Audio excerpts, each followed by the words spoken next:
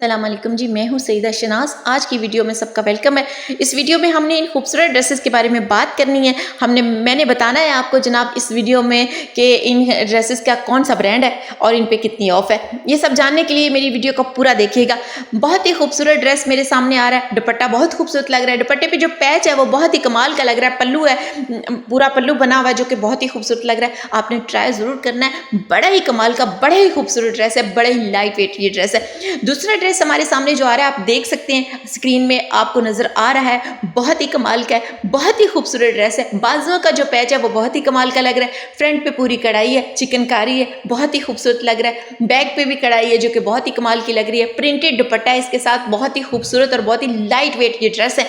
इस ड्रेस पे आप ये ना देखा करें कि इन पे बहुत काम है, बहुत ही जो कढ़ाई शढ़ाई हुई है तो ये बड़े हैवी लग रहे होंगे। नहीं, ये बहुत इजीली और बहुत ही लाइट वेट कपड़े होते हैं। गर्मियों में ये एक बिल्कुल दिक्कत नहीं करते। बहुत ही कमाल के ये ड्रेसेस होते हैं। आपने ट्राई जरूर करना। वीडियो के नीचे डिटेल और लिंक है, वहां से आप ऑर्डर कर सकते हैं। बहुत ही कमाल के ड्रेस हैं जी। ब्रांड है गुलातीर। 50% ऑफ पे ये ड्रेस मिल रहे हैं। ट्राई जरूर करना है ना।